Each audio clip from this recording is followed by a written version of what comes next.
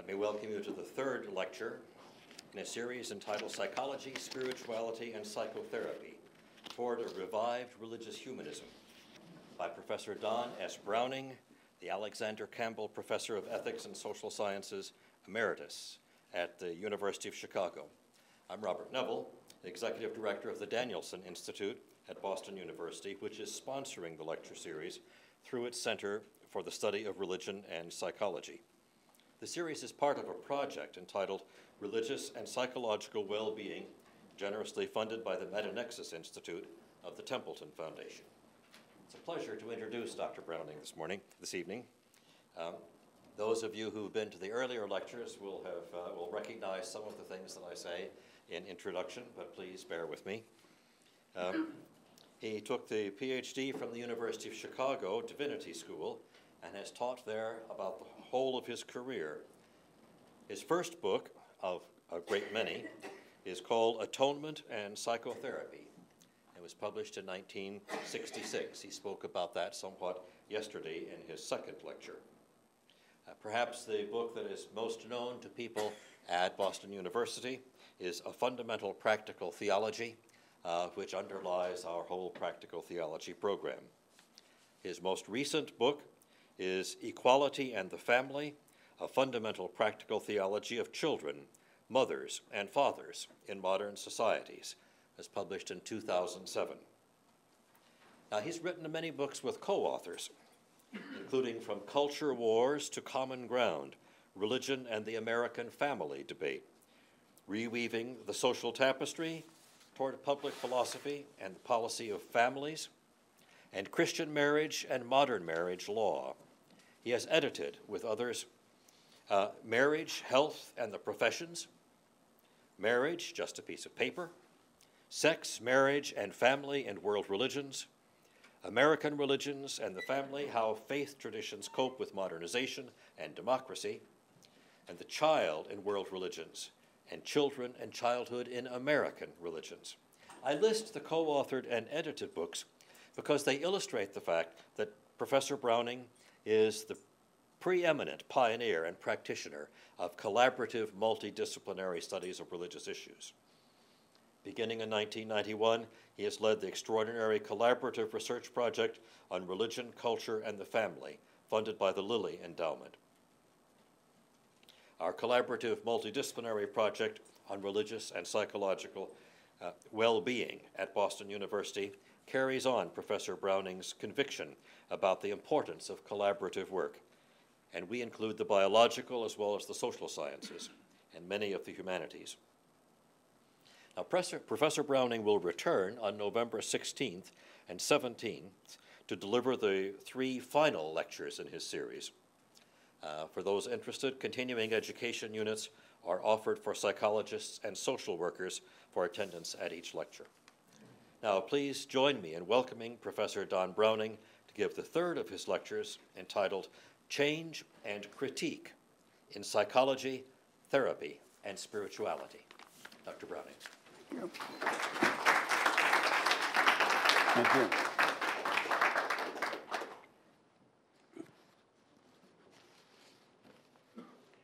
Well, it's a great pleasure to continue interacting with the working group that's at the core of the audience here, as well as many of you who have come by virtue of the fact that somebody told you this was happening, and I'm delighted to get to know you. And I've learned a lot myself, which one always does when one goes other places and see what they're talking about and thinking about. You've heard the title of the presentation tonight, Change and Critique in Psychology, Therapy, and Spirituality. At the conclusion of the last lecture, I claimed it was not enough for spirituality, psychotherapy, or religious tradition to claim that it stimulated change in personality, character, or even the brain. Clear-headedness will soon teach us that claims to be able to change people or institution tell us little about the kind of change being effected. Change can be good if, in fact, it passes some critical tests concerning the good and the right. But how do we know when change is good and right? What are our criteria? By what standards do we judge change? Or to use the language I used in the last chapter, what should we do? What should our standards be for critique? The word critique is not frequently used to assess change in the context of psychotherapy or spirituality.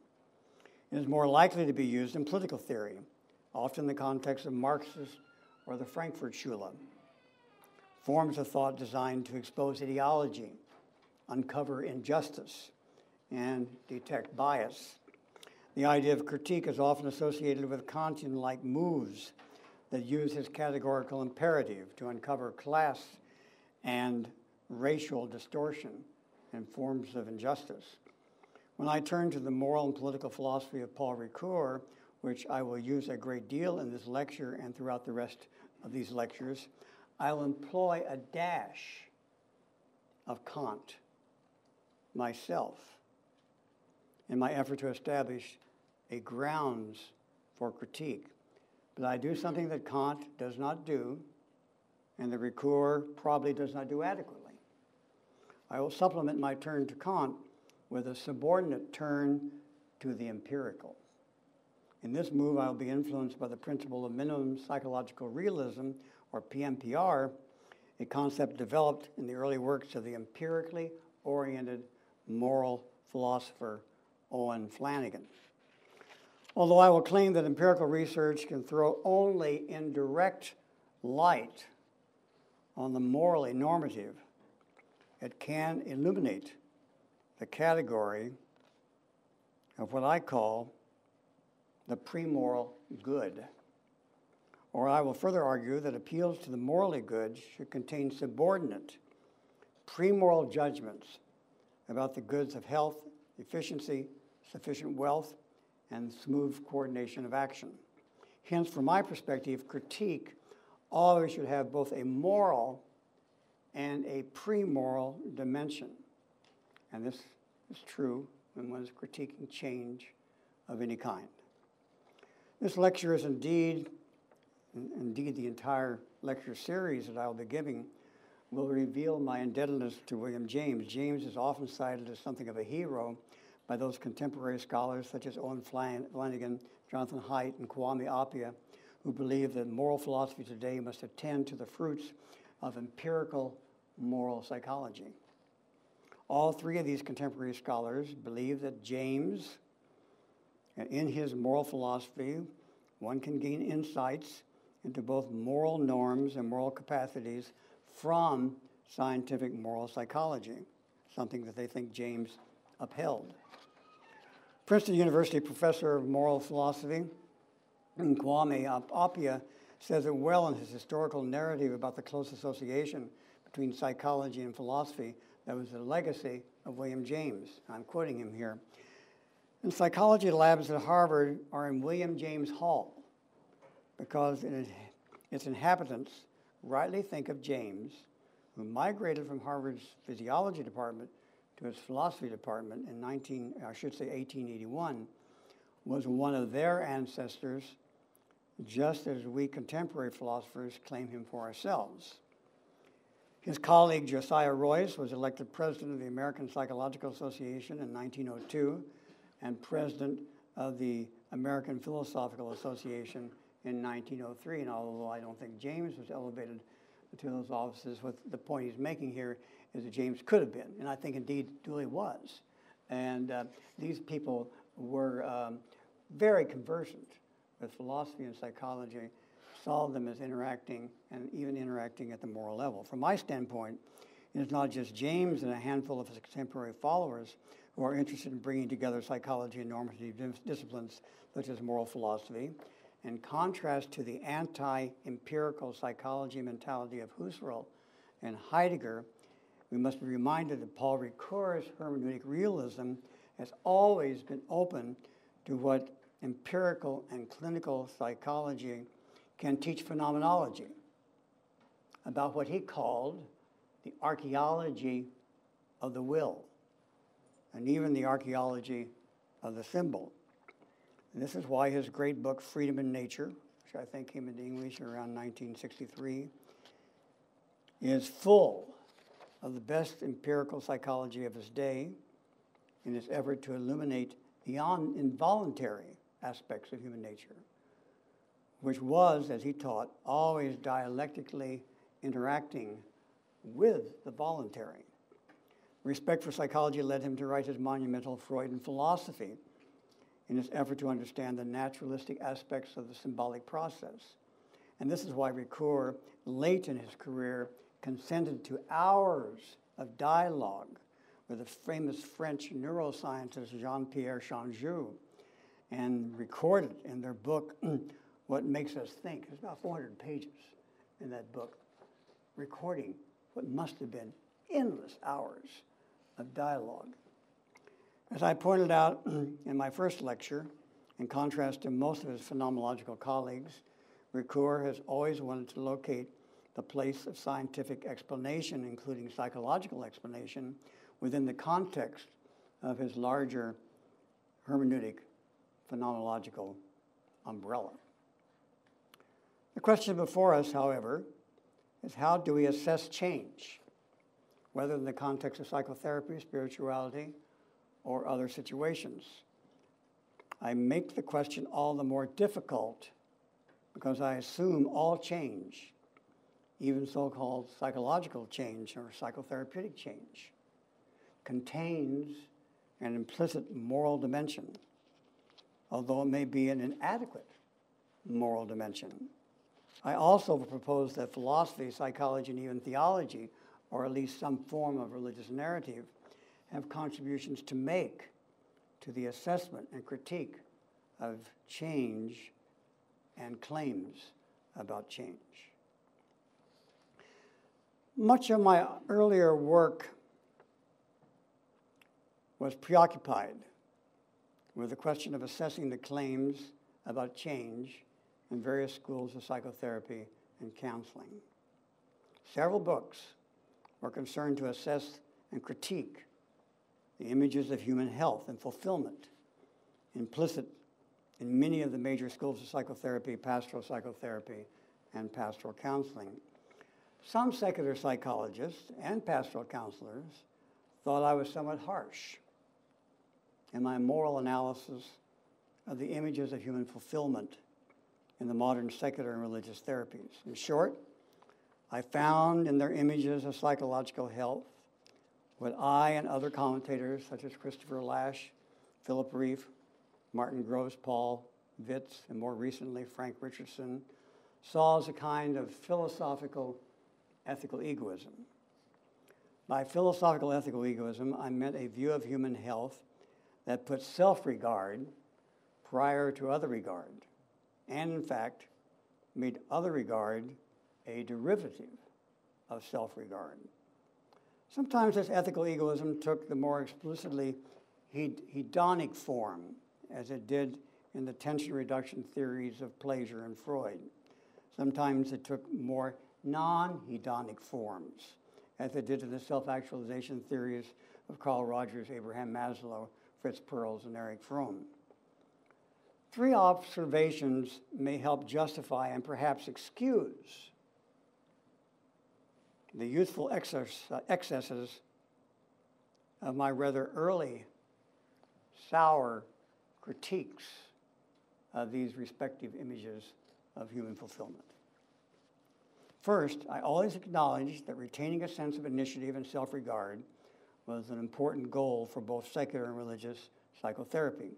Human brokenness, whether conceptualized as neurosis, psychosis, or sin, entails an element of self-depletion and requires an outside agent or therapist giving empathy, warmth, positive regard, or grace to overcome it. It was because of my respect for the positive consequences of rehabilitated self-regard that I gravitated, as we saw in Lecture 2, toward the caritas model of Christian love rather than the more demanding, self-denying, strong agape model associated with Nygren, and in some modified form even in the work of Reinhold Niebuhr. My second excuse for what I'm now calling these youthful excesses is this. My critique had less to do with the appropriate role of self-regard in the healing process itself and more to do with the tendency of the psychotherapeutic literature of the 1970s and 80s to generalize their health goals of change to more comprehensive cultural images of human fulfillment. In short, my criticism had to do with the subtle ways psychology and psychotherapy can feed cultural ideals. Philip Reif's theory of psychological man stimulated my imagination. Reif, as you recall, trusted Freud's more controlled and skeptical ethical egoism than he did humanistic psychology's and Jungian psychology's more romantic and expressive form of ethical egoism. Although the cultural analysis of the psychotherapies that some of us did in those days has its legitimate place, I think, and I would hold that even today, I acknowledge the difficulty in getting busy clinicians to have much genuine concern about the larger cultural implications of their writings, research, and practice. My third excuse. In Religious Thought in the Modern Psychologies, first published in 1987, and especially the second edition published in 2007, I introduced a distinction that I believe even today is highly relevant for the proper evaluation of both psychotherapeutic change and spiritual change. This is the distinction that moral philosopher William Franken made between non-moral and moral goods, or the Roman Catholic moral theologian Louis Janssen's made between pre-moral and moral goods. Throughout the first and second edition of that book, I argued that one of the main contributions of the modern psychologies and psychotherapies is their insight into the basic psychobiological needs and tendencies which make up the fundamental non-moral or pre-moral goods of life, tendencies that humans should acknowledge, have access to, and in some way express if they are to live healthy lives. Health itself is a basic non-moral or pre-moral good, as would be wealth, knowledge, comfort, agency, and a raft of other human skills. But non-moral or pre-moral goods are not necessarily moral goods. This is the insight that theories of psychotherapeutic change and some theories of spiritual change often overlook. We do not necessarily call the healthy, wealthy, knowledgeable, agentive, or skillful person a morally good person. This is because there can be conflicts between non-moral and pre-moral goods. My claims for health may conflict with yours. My wealth may compete with yours.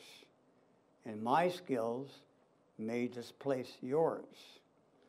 I contend that the moral good, in contrast to the pre-moral good, reconciles conflicting goods, both within the individual self and between self and other. The theoretical literature of some forms of psychotherapy moved too quickly from their insights into the non-moral and pre-moral good of health to the cultural ideal of the morally good or mature person. I will claim health, psychological and physical, contributes to the morally good, but does not exhaust the full meaning of the morally good. With these three qualifications in mind about my earlier excesses, I would like to further refine my former interest in the critique of change. But to develop an even more mature discussion, I need a more sophisticated pre-empirical theory of ethics and morality. To find such a theory, I propose turning to the model of ethics and morality set forth by Paul Ricoeur's challenging but somewhat neglected Gifford Lectures, titled Oneself as Another. It is in this text that Ricoeur sets forth the most complete statement of what he calls his little ethics. Since the work of the moral psychologist Lawrence Kohlberg, the field of moral psychology has recognized that it requires pre-empirical theories of ethics and morality to guide its empirical refinements. Kohlberg's choice of the cognitively oriented models of Plato and Kant advanced the field, but it led him to emphasize moral thinking in contrast to moral habits, virtues, or narratives, and to model his understanding of morality after Kant's categorical imperative. In other words, Kohlberg did his empirical research assuming that the most adequate form of morality was a form of moral thinking that follows a universal principle that treats the other as an end and never as a means alone. It is widely thought today's brilliant insights into the need for pre-empirical models of morality to guide empirical work led him to neglect the role of virtue, the place of narratives, the importance of pre-moral goods, and the reality and pressure of contexts and social situations. And turning to the model of ethics and morality put forth by Ricoeur, I hope to introduce a theory that finds a place for the elements that Kohlberg omitted without neglecting the importance of moral thinking and justice that he so profoundly illuminated. Although Ricoeur is a philosopher, his hermeneutic model of ethics and morality has great relevance, not only for moral philosophy and moral theology, but also for moral psychology or any normative theory of change and fulfillment. His hermeneutic model of mature moral reflection and action both includes, yet is more than, some of the standard models of morality presupposed by today's moral psychology.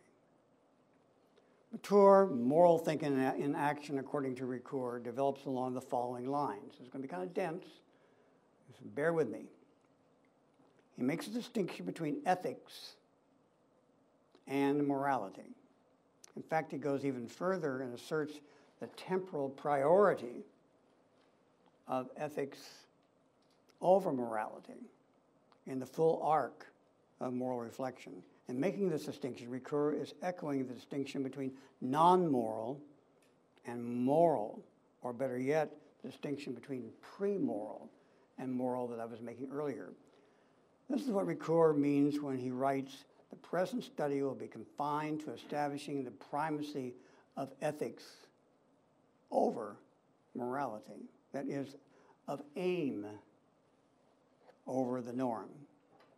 Or to say it differently yet, Ricoeur is asserting the priority of the pre-moral. What he means by the term ethics over morality. Here is what he means. According to Ricoeur, the field of ethics springs from our desiring selves and from our efforts to realize some good, some pre-moral good in our lives. Here's where Freud's theory of desire, humanistic psychology's view of the role of self-actualization, and organistic experiencing evolutionary psychology's view of the link between kin altruism and other regard, and the moral intuitionists, who I'll discuss later, their theory of moral emotions. All these, in varying ways, to varying degrees of adequacy, throw some light on moral development in the sense they throw some light on ethics, or the pre-moral good, in contrast to the fully moral good. All these perspectives throw some partial illumination on our pre-moral strivings and how they contribute to what Ricoeur calls the field of ethics. Morality, on the other hand, builds on, tries to fulfill, yet properly orders and critiques our ethical strivings for the pre-moral goods of life. In other words, morality assumes our ethical strivings toward the goods of life, but also tries to adjudicate between conflicting expressions of our ethical striving toward the pre-moral goods of life. But how do we understand and learn about these aspirations toward the good? Do we learn about them by directly feeling and following our raw desires, actualization tendencies, and pre-reflective moral intuitions? Well, the answer is, I think, yes and no. Certainly, we have emotions and feelings, but they are also always interpreted and to some degree tested by our inherited linguistic traditions and what they have learned over the ages about the true and lasting pre-moral or ethical goods of life. In answering this question about how we acquire knowledge of the pre-moral good, Ricoeur departs from the implicit assumptions about the nature of experience found in some, although not all, of modern psychology and psychotherapy. Ricoeur insists that rather than consulting our raw feelings and intuitions, we actually do and should instead try to describe our culture and its classic practices for pursuing these goods. Ricoeur writes, the properly ethical character of these precepts is ensured by what Alistair McIntyre calls standards of excellence, which allow us to characterize as good the pre-moral good, in fact, of the practice of a doctor, an architect, a painter, a chess player, or a football player, or a soccer player, or a baker, or a cooker, or maybe even certain aspects of what a mother does and a father does. Such practices crystallize both our enduring pre-moral goods and the appropriate means to acquire them that we have learned from past experience. In emphasizing marks of excellence of our cultural practices as revealing the pre-moral goods of our ethical strivings, we see in Ricoeur shades of both the teleologically oriented moral psychologies, but also the communitarianism of an Alistair McIntyre. This view says, in effect, that the goods of life are discovered not just intuitively through direct experience, but also through the inherited practices of a community and its traditions, and an assertion communitarians such as McIntyre will assert and concur with. But teaching persons how to describe and act on the classic inherited practice of a tradition is, according to Ricoeur, still just the beginning of ethics and just the first step toward moral development or transformation of persons. It does not exhaust the full meaning of morality. Furthermore, the descriptive task itself is complex. If we are socialized beings at all, the more excellent forms of our desires are projected into cultural traditions, hierarchies of linguistic codes that give intelligibility to our practices.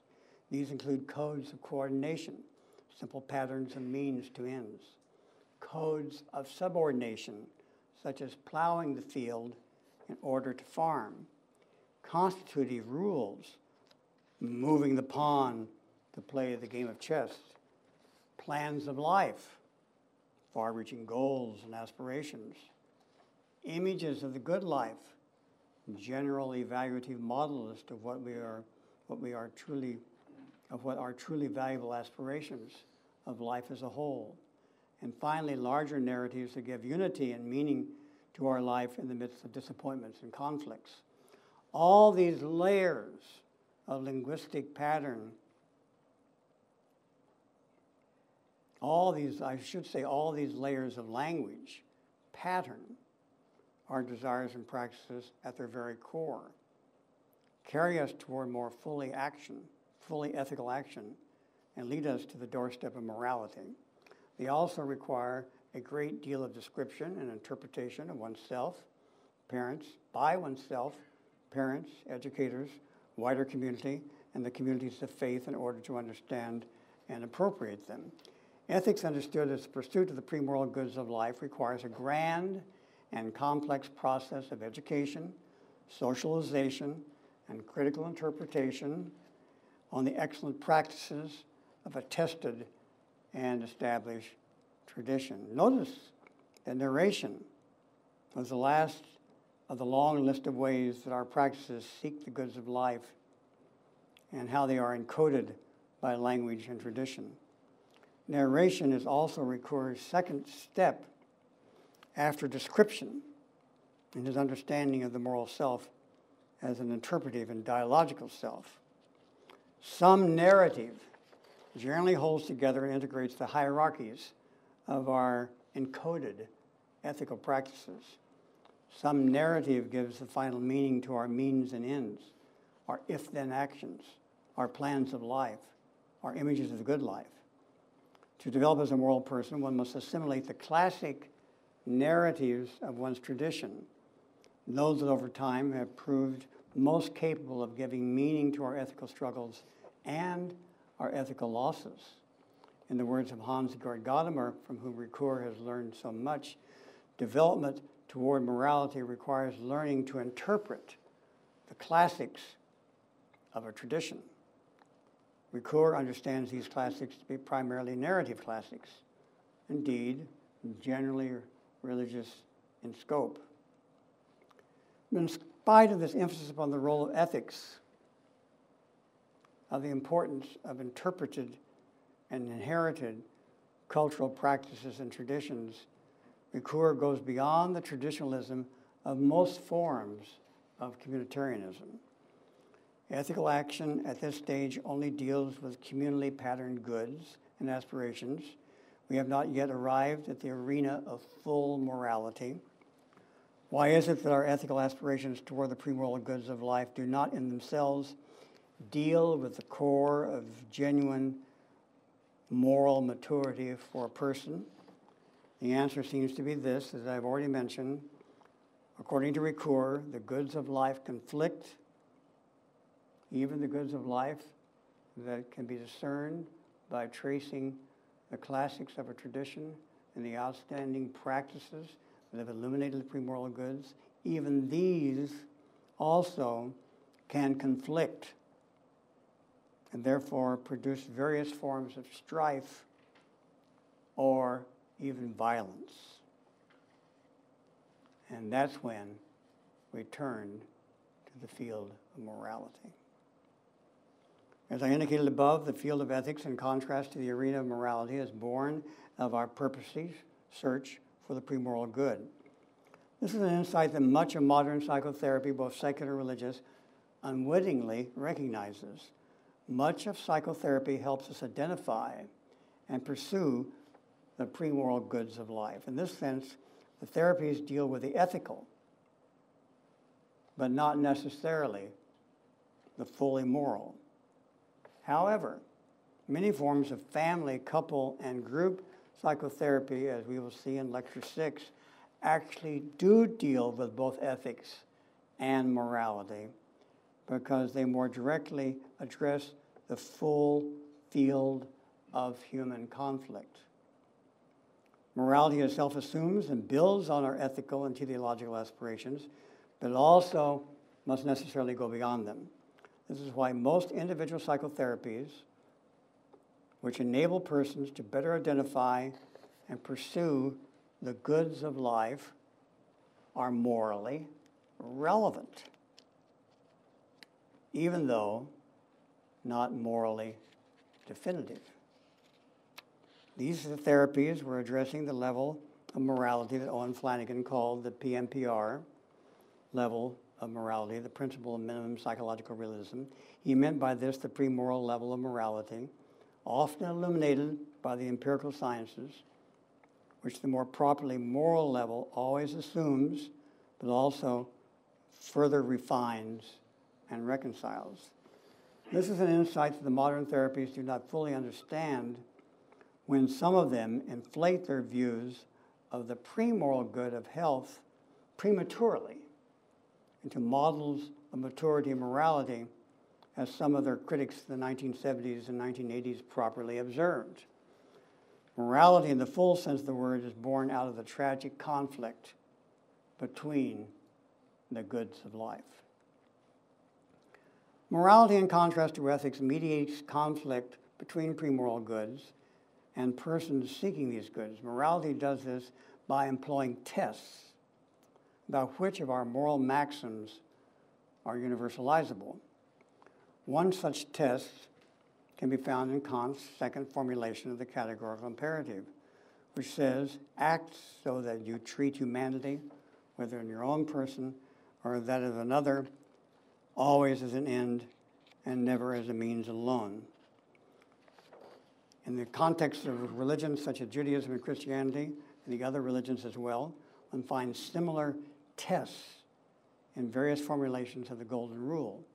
In Christianity, we also find the principle of neighbor love. You shall love your neighbor as yourself. These principles show solicitude and respect for both other and self, tell us to treat all persons as ends and never as means alone, and generally imply, although not always imply, that we should recognize that in their humanity alone, all individuals are deserving of just access to the pre-moral goods of life. Actions pursuing goods that pass the test of universalization are moral actions, in contrast to simply worthy ethical aspirations. The popular psychotherapies that I analyzed in the 1970s and the 1980s too frequently projected cultural images of human fulfillment based in Ricoeur's terms on the field of ethics, but often failed to distinguish these images from the fully moral. It says at this moment of the test, what Ricoeur called the deontological test, that Kohlberg's Kantian-like model of moral thinking should be valued and find a place within Ricoeur's more multi-dimensional hermeneutic theory of moral thought and action. As we noticed above, Kohlberg's thin view of moral thinking finds little place for ethics as the pursuit of the goods of life. Furthermore, it finds no place for tradition and the narrative classics that give broader meaning to our ethical strivings. But because Ricoeur can include Kantian and Kohlbergian critical tests within his more encompassing teleological and tradition-based narrative approach, he also can criticize all positions in either philosophy, such as Alistair MacIntyre, and moral theology, such as Stanley Hauerwas, or in psychology, the narrative psychology, of such as that exhibited by Paul Vitz, that reduce morality to the virtues and narratives of a tradition. The practice of traditions, in his views, can be and must be, at times, critiqued. In discussing the test of universalization, Ricoeur already has moved to the third aspect of the dialogical self as a moral agent, the moment of what he calls prescription. But prescription for Ricoeur has several dimensions to it. First, Ricoeur has given us a synthesis of two great and often thought to be conflicting models of philosophical ethics. He has brought together Aristotle and Kant, and done this by disciplining Aristotle's ethics of desire, habit, virtue, and community formation with the tests of Kant's morality, the categorical imperative, and other similar principles of universalization, such as the Golden Rule and the principle of neighbor love. But for Ricoeur, this test is still not enough to provide a full statement of the nature of moral reflection and action. There must be, according to him, a moment of wisdom where the moral actor returns to the original concrete situation of action. The test of our ethical strivings for the pre-moral goods of life found in the universalization principle of the categorical imperative, the Golden Rule, or the love commandment should now be fine-tuned to the actual constraints of specific situations and concrete goods that were at stake in the original conflict which produced the action as a whole. Ordering and ranking these conflicting goods requires a judgment of phronesis, a judgment of practical wisdom or practical knowledge, practical reason. This is a matter of being wise. It requires taking seriously the situation in all of its complications and ambiguity. This is the turn to Sittlichkeit. This is the point at which Ricoeur supplements Aristotle's teleology and Kant's deontology with the situationalism of Hegel. It is now, however, a situationalism guided by the narratives and virtues of a classic tradition and the tests of universalization rather than some form of simple utilitarianism that generally guides what we call situation ethics. Moral deliberation in Ricoeur's model is inextricably related to understanding and interpretation. Something like this model of moral reflection action should guide our social, cultural, and religious efforts to develop a moral person. Something like this model should guide our social and human sciences in their research to grasp the more detailed conditions of moral development. And something like this view of moral action should be available in assessing the end results of our psychotherapies. As I have suggested, Ricoeur makes the distinction between ethics and morality. He is paralleling Frankina's distinction between the non-moral and the moral, or Janssen's distinction between the pre-moral and the moral. But this distinction is making a very powerful point that Frankina's terminology, for instance, hides, but on the other hand, Janssen's terminology reveals. This is the idea that the moral, let me say it again, this is the idea that the moral is dependent on the pre-moral. Although the ought of the fully moral cannot be derived from the is of the pre-moral, the ought of the moral requires insight into the is of the pre-moral. In this view, there could be no radical separation of ought from is from ought.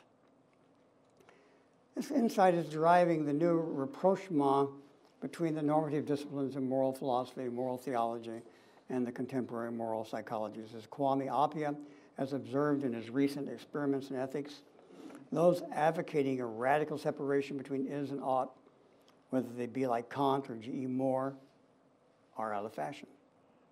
And those understanding that the moral builds on, helps actualize, it resolves conflicts between our competing pre-moral goods, are gaining central visibility today in the normative disciplines. This is why figures such as William James, who tried to bring the empirical and the normative disciplines together, are increasingly honored today. Appiah used the words evaluation to describe our basic emotional responses, opening up, at least to some extent, our apprehension of the pre-moral good. And whether these be conceptualized as humanistic psychology's organismic actualization tendency, the adaptive retentions of evolutionary psychology, or the moral intuitions studied by Joshua Green, Jonathan Haidt, and his colleagues, we may be justified in calling these basic responses good in some pre-moral sense, but not if we call them fully moral. That would not be justified. Appiah writes, we cannot content ourselves with the claim that a bundle of attitudes and basic emotions solves a social coordination problem, by which I think he means a conflict of goods problem. That is, from some objective point, adaptive. This is possibly a heuristic standard, but not something that is fully moral in nature. Although judgments of evaluation and more fully moral judgments are distinguishable, they do not need to be dichotomized. Although Ricoeur makes the useful distinction between ethics and morality, and hence between pre-moral and moral, he makes other important distinctions as well that are important to the task of critique.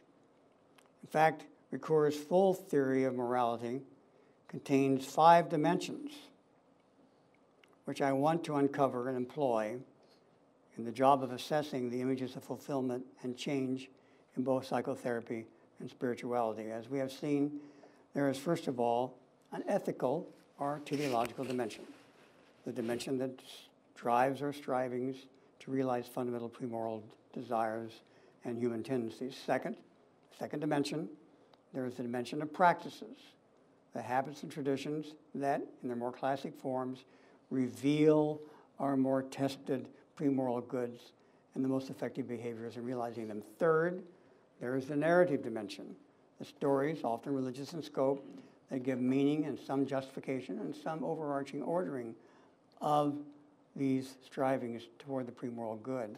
Fourth, there is a more distinctively moral and deontological dimension that attempts to resolve conflicts between competing goods within ourselves and between us and others. Finally, there is a situation or contextual dimension where we must make judgments in light of the constraints and pressures of specific contexts.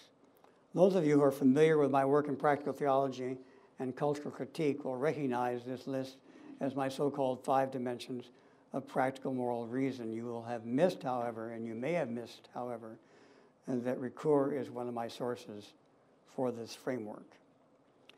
In the remaining portion of this lecture, I will try to interrelate and illustrate commentary on various perspectives in the science-religion discussion as they relate to these 5 dimensions of moral judgment and action. This discussion will be more illustrative than exhaustive, and I will not actually be able to complete the whole thing in this lecture, but I hope it will be suggestive for how science religion, particularly the dialogue between psychology and the normative disciplines of philosophy and theology, can come together and provide a richer framework for assessing and critiquing psychotherapeutic and spiritual practices.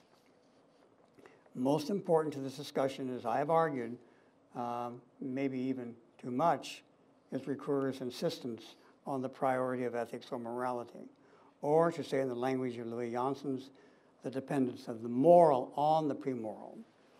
With these distinctions in mind, we have new grounds for understanding the enormous contribution that the social sciences are making today to our understanding of human flourishing, and the mention of religious humanism's interest in human flourishing. Theologians, moral philosophers, and political philosophers complain because everywhere they look, society seems to be turning to the social sciences for guidance on issues in education, mental health, economic well-being, and the nature of human happiness. In fact, any issue that addresses the broad question of what constitutes human flourishing. Although I criticized the 1970s and 1980s much of the culture of the psychotherapies for thinking too much and making too much of the actualization tendency of humanistic psychology and its implied non-hedonic ethical egoism, Ricoeur and Appiah's neo-Aristotelian emphasis on the priority of ethics and the neo-Thomas Janssen's emphasis on the priority of the premoral gives me reason to fine-tune this criticism. Much of good therapy rightly concentrates on restoring health, emotionality, and basic human capacities. It does this with the faith that, in turn, it will make persons at least a bit more loving, generous, and possibly even just. This hope, this rather inarticulate faith, is possibly based on something like the belief held by Ricoeur, Appiah, and Janssen's that justice and fairness, the fully moral qualities of justice and fairness, of the more properly moral kind, feeds on the teleological aspirations of the ethical and the premoral toward health, capacity, and agency. Dimensions of life such as that. There is little doubt that in the hands of Albert Ellis or Fritz Perls, the more romantic lapses of Rogers Maslow, or even the late Heinz Kohut theory of motivation, the impression could arise that they believed all authentic self-actualizations should rather easily harmonize with one another, both within the self and between the self and the others. Much of this literature gave rise to an image of a world without conflict, a world somewhat like Adam Smith's view of the hidden hand of a capitalist society harmonizing the acquisitive feelings and actions of all individuals. The actual practice of these various therapies was probably better than the cultural images of health and fulfillment projected in their written literature. But if the insight holds about the priority of the ethical and the pre-moral for the goals of the moral, my early critique would need to be moderated, if not in substance, at least in tone. Let's look at the place of evolutionary psychology in this scheme. The distinction between ethics and morality, between the pre-moral and the moral, is, however, also useful for assessing the relevance to morality of evolutionary psychology, and also, I'll get to this a little later, the new field of moral intuitionism. First, I turn to evolutionary psychology and its precursor, sociobiology. E.O. Wilson, on several occasions, struggles to make this distinction, I do believe, between ethics and morality when developing his claims that human morality is grounded in biology. For example, in his On Human Nature, I think published in 1978, Wilson argues that traditional transcendental values and goals integrating society, mainly provided by religion, have collapsed one by one. And then he writes, in order to search for a new morality based upon a more truthful definition of man or the human, it is necessary to look inward, to dissect the machinery of the mind, and to retrace its evolutionary history. End of quote. This is the kind of statement widely present in much of the literature of sociobiology and evolutionary psychology.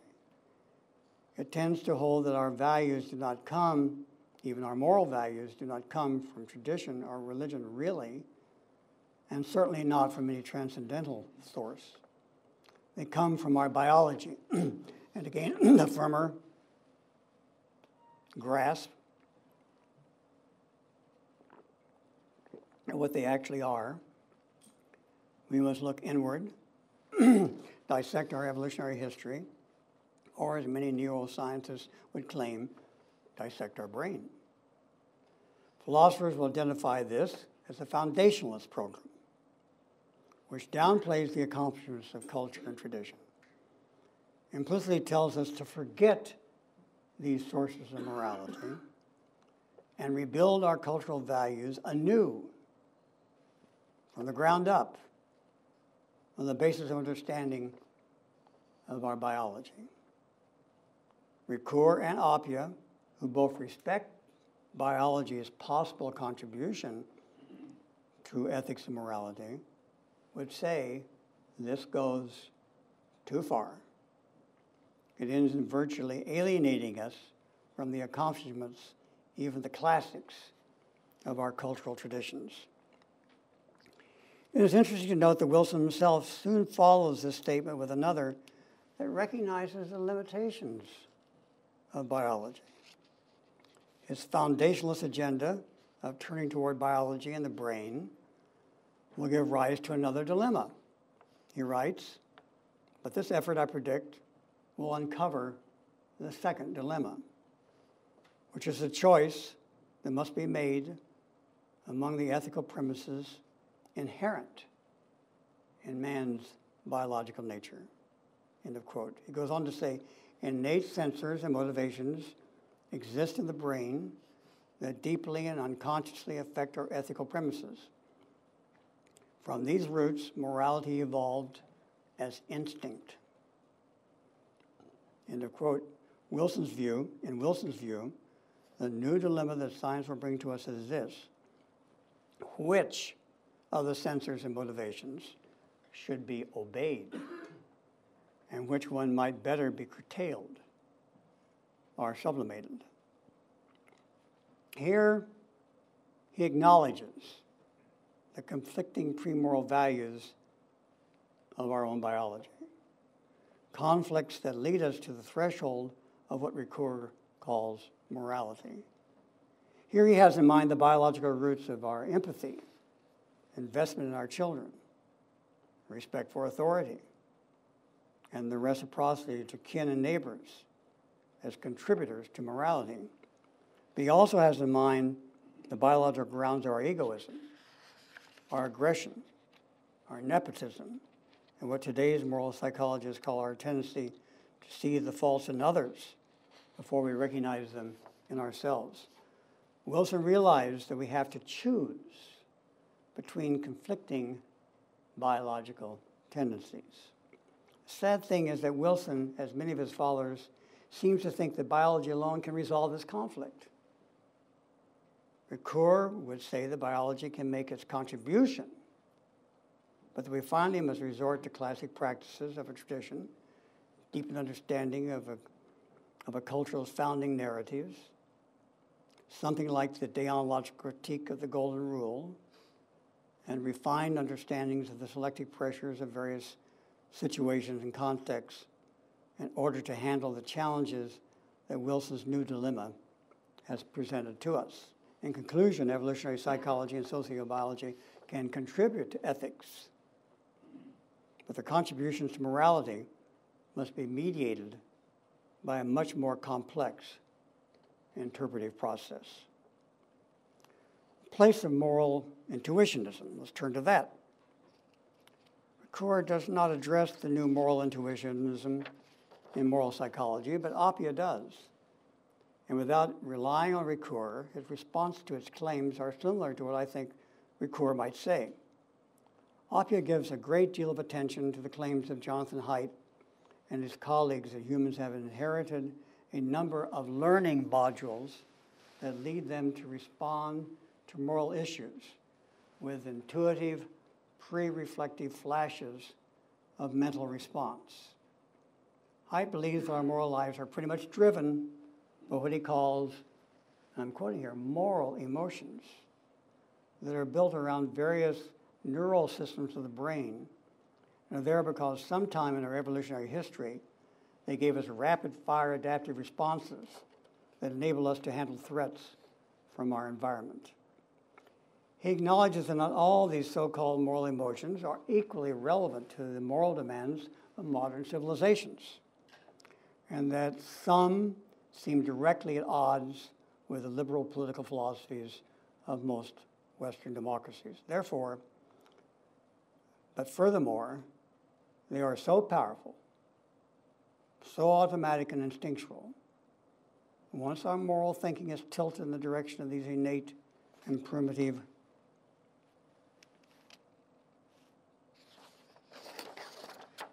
moral emotions, our second-order moral deliberations are often no more than confabulations, are rationalizations of positive and negative emotions functioning at more primitive, intuitive levels. In fact, sometimes this kind of literature says our more abstract philosophical reflection and theological reflection and medical reflection is no more than confabulations or rationalizations of positive and negative emotions functioning at more primitive and intuitive levels. In contrast to much of humanistic psychology that saw the human self as more or less naturally unified around a central actualization tendency, Haidt sees it as a series of conflicting modules. For example, between what he likes to call metaphorically the elephant, our instinctual life, and the rider, our deliberative life, between the left hemisphere storytelling capacities and the interpretive brain, and the right hemispheric analytic brain, conflicts between the old brain, spinal nerves, midbrain, and forebrain, and the new brain, consisting of neocortex and orbitofrontal cortex. The conflicting nature of our premoral ethical strivings are, for Haidt, a given of human nature. We are instinctually a hodgepodge of conflicting, evolutionarily accumulated adaptive responses that, in fact, at this moment in history, do not easily reconcile with one another. Haidt believes he's identified several basic moral emotions, what he calls moral emotions, intuitions, and learning modules.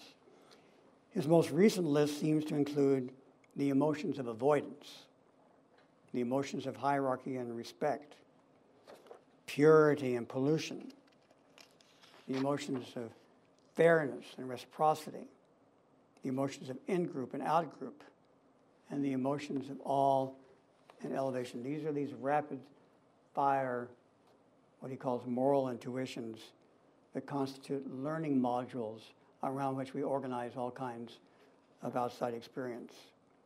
Haidt claims he has achieved insight to these moral emotions and intuitions by telling research subject stories and then recording their responses.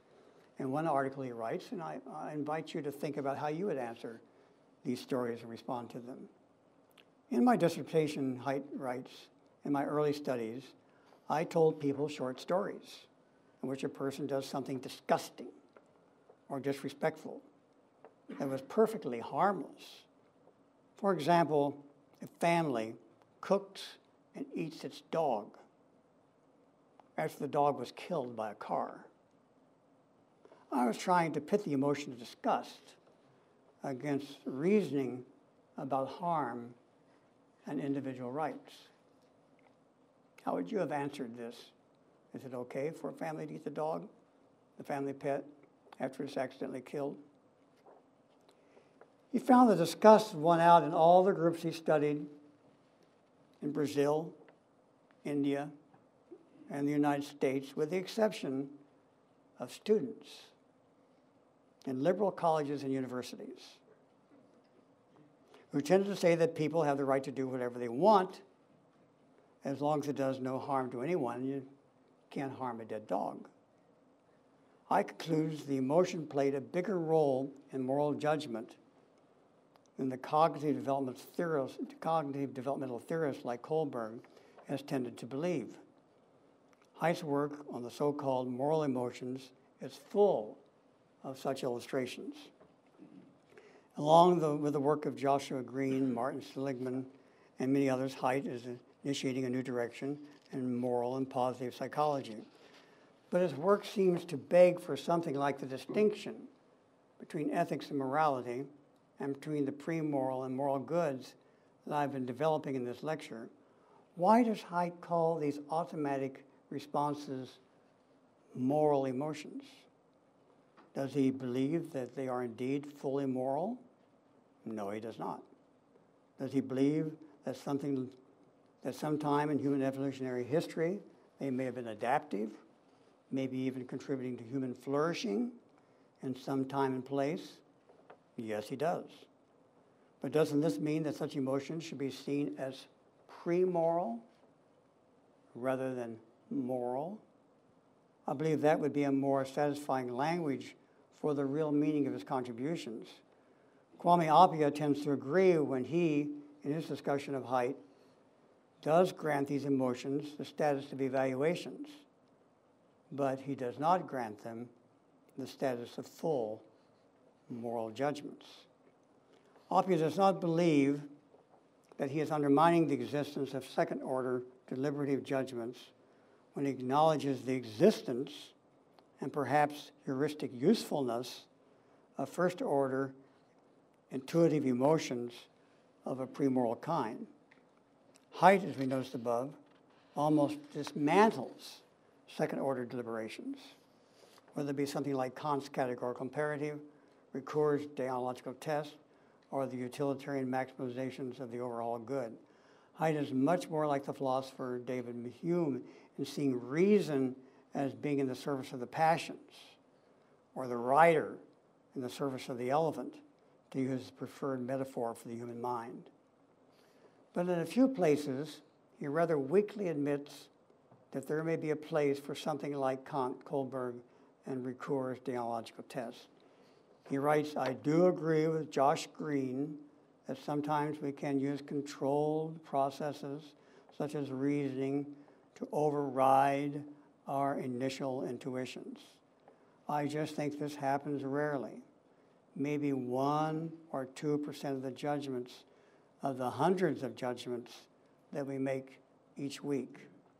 It is clear that being the political liberal that he confesses to be, Haidt must fully acknowledge the possibility of moving from the pre-moral to a more fully moral point of view, thereby coordinating and sometimes subordinating our deep intuitions.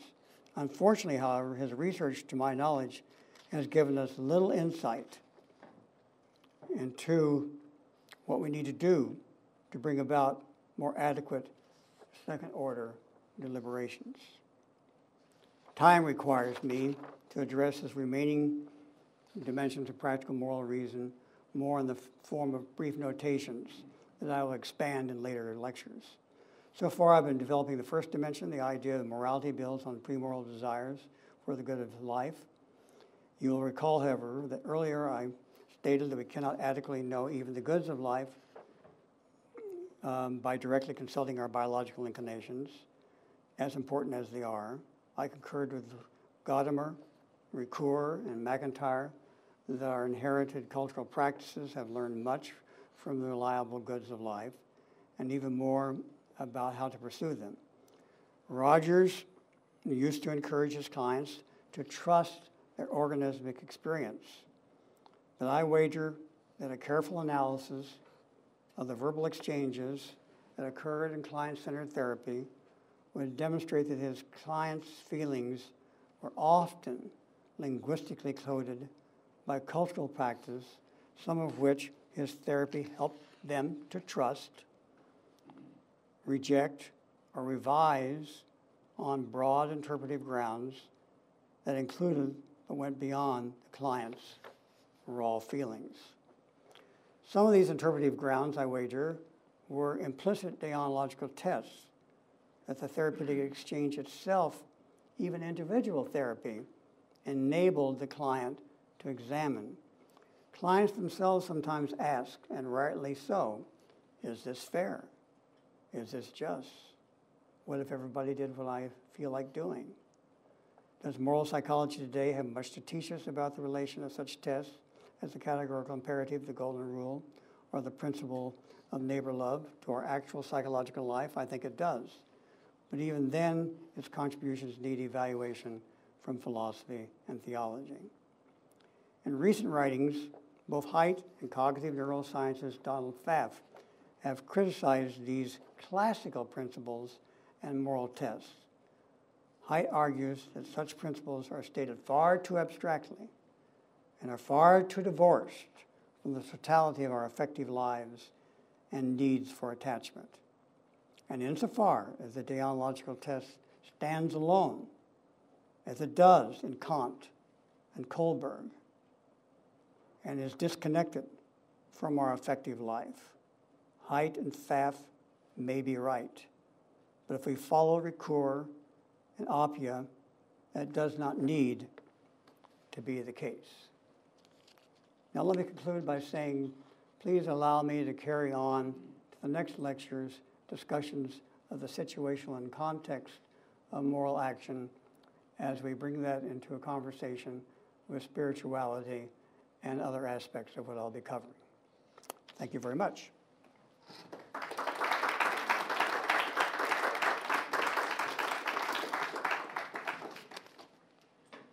Thank you very much, Professor Browning. So we have time for some questions and answers. You'll note that the sound coming through this microphone is not coming through the speakers. It's for the recording we're making of these lectures. So if you have a question, please wait until the microphone is actually in your hand, so it will be picked up on the recording. Boom.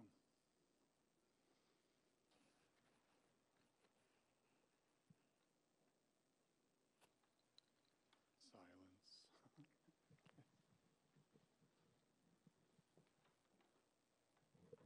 You devoted a good deal of time in your lecture to making the distinction between pre-moral and moral. Could you say a little more about the distinction you'd make between the moral and the spiritual?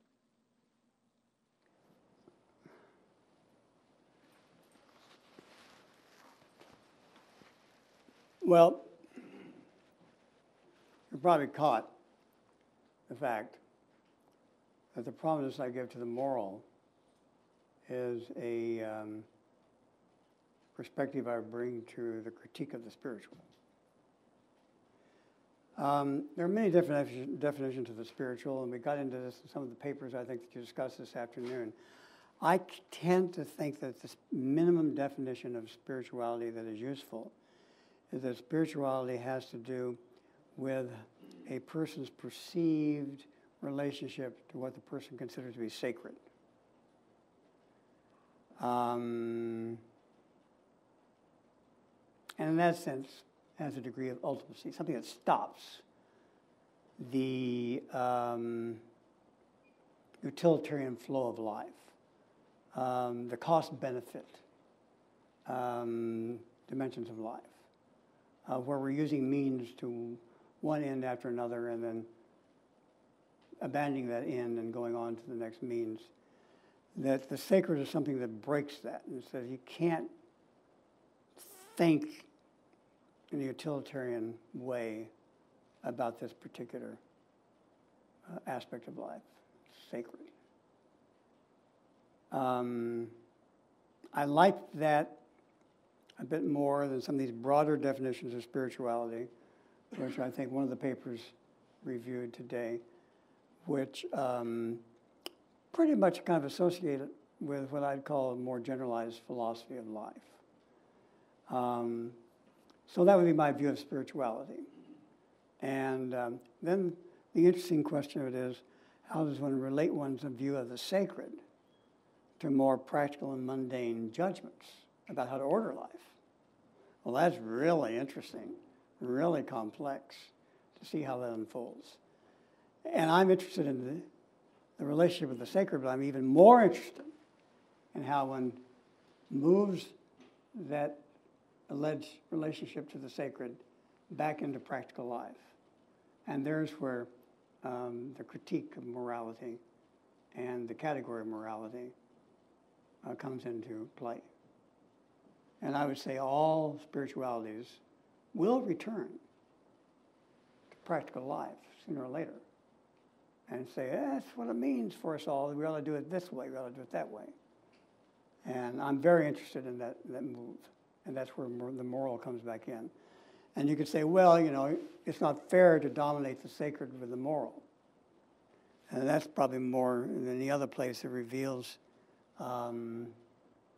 both some of the things I think are the concern of Ricoeur's critical hermeneutics, but that kind of reveals me as a American pragmatist, which I think is a kind of an agenda of American pragmatism, the fruits of it all. Does that kind of address it?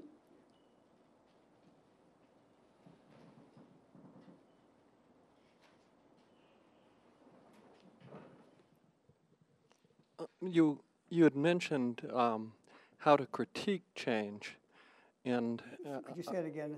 You were addressing how to critique change in psychotherapy, and I'm wondering about how spirituality speaks to the issues of mechanisms of change in psychotherapy. In particular, there's a premise in Buddhism and in Christianity that compassion is a basic spiritual impulse. You mentioned moral emotions. Could you comment about compassion? Yeah, in some ways that was probably a little more relevant to the lecture I gave. It's my second lecture where I talked a great deal about different models of human love. Compassion is a great word. I want to know what the definition of it is.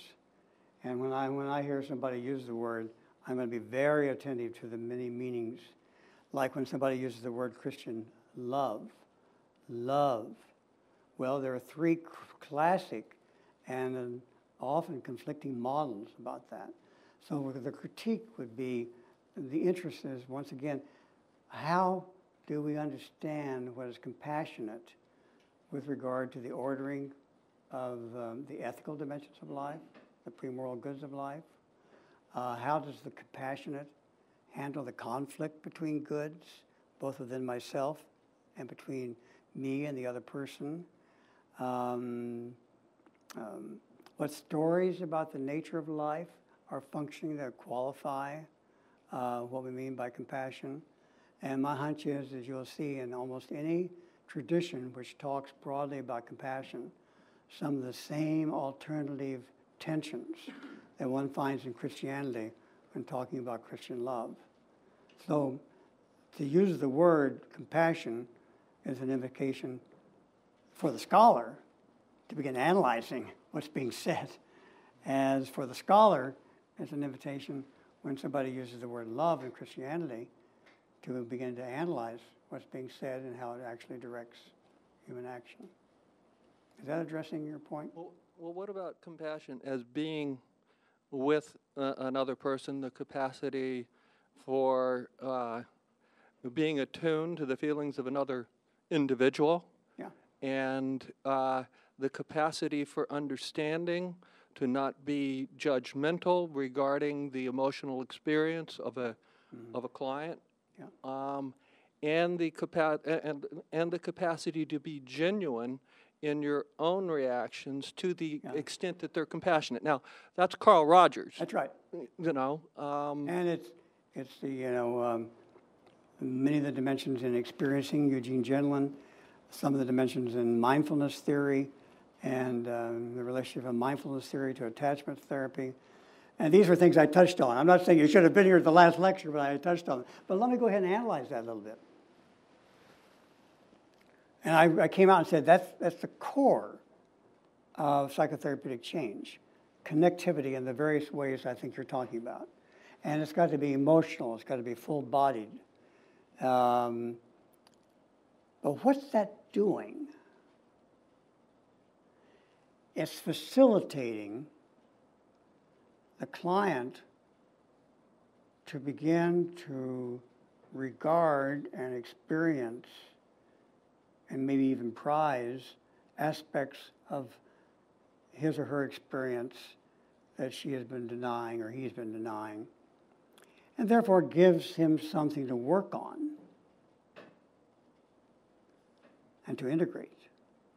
imbues an attitude of acceptance towards their own experience. Yeah. But what I would say is that broadens the premoral options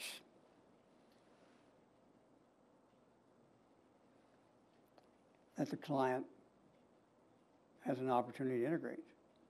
It does not fully address what the client finally does to integrate. Now, I think most of us admit that even the good, empathic, accepting therapists also probably intrudes, and sometimes very beneficially, in that second-order integrational task, influencing that to some extent. That's where the therapist becomes a more directly moral influence agent. Insofar as the therapist is primarily functioning to help the client open him or herself to experience, confront aspects that they've denied. Much of that is what I call pre-moral therapeutic work, which is highly relevant to the moral, but not morally definitive. It broadens experience and enables more integration to occur, but it does not completely define what that integration is going to be, which is the more distinctively moral task. Although, probably, we can discover various ways in which therapists influence that too. So you see how I might still use the distinction, be highly sympathetic with your characterization of therapeutic change, but de-escalate a little bit our language there, and be a little more analytic about what compassion can mean, acceptance can mean, etc., and not inflate them too rapidly into fully moral concepts. Don't know if that makes any sense at all, but that's where I'd go. I think it does. I mean, it's sort of the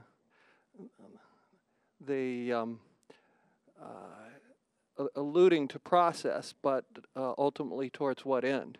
Yeah, yeah. And we also conflate,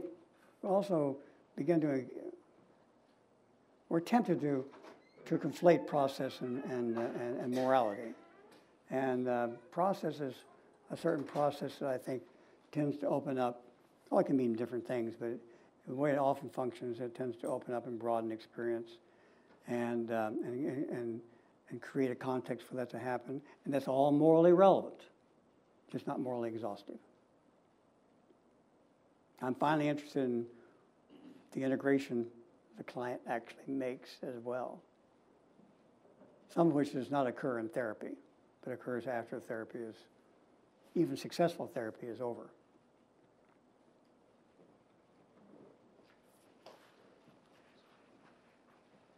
I'm interested in this wonderful distinction you've drawn between the pre-moral and the moral, and where in that distinction compassion itself lies.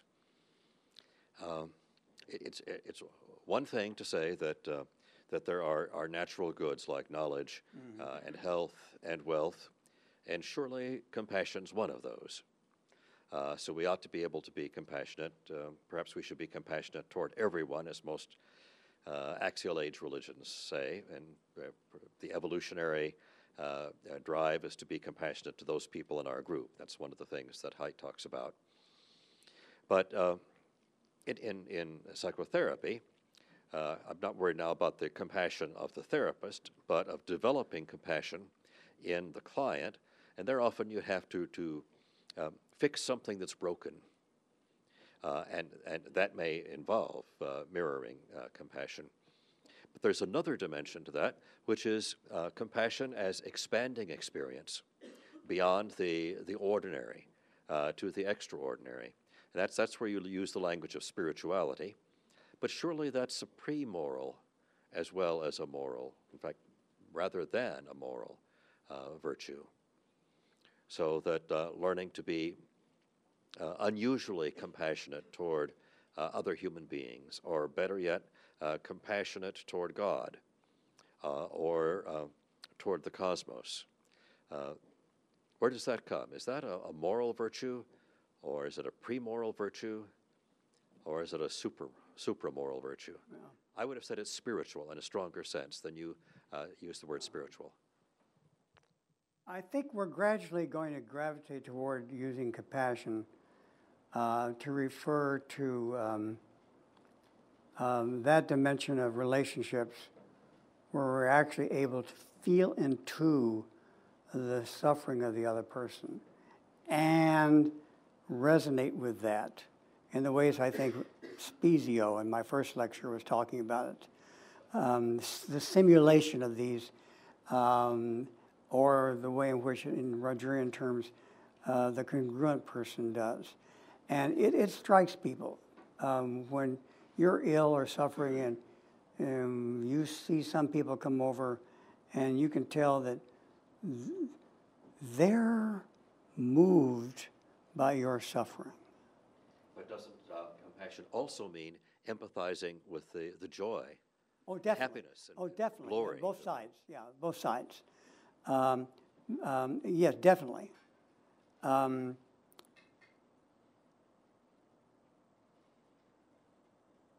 It seems to be denigrating it to call it a pre-moral good, but I tend to think it is because, you know, many of these people that really connect with you and they're sharing your joy and your suffering don't have a plan of action, and they don't need to have a plan of action in some ways. They're making a great contribution to you. And they're opening things up. It makes it possible for you to face things you wouldn't be able to face otherwise, deal with them more directly.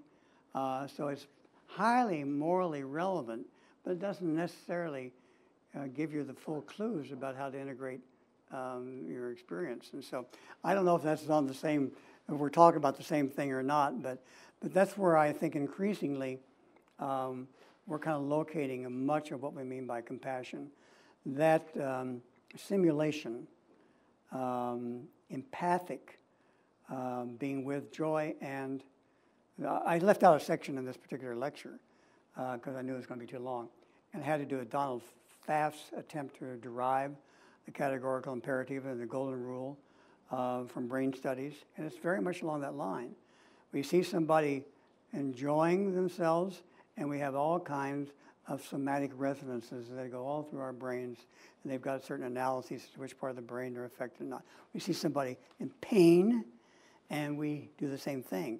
What he does is, he says the golden rule, though, it occurs by virtue of a deficit of information. When we feel the pain, and really feel it, or feel the joy, the golden rule springs from the fact that we lose our sense of identity and differentiation between us and the other, what he calls a loss of information. We're not the other. And the golden rule pops out from that confusion. It denies that ideals and traditions carry a principle that may also reinforce that or open it up. And I get into that and critique it a little bit.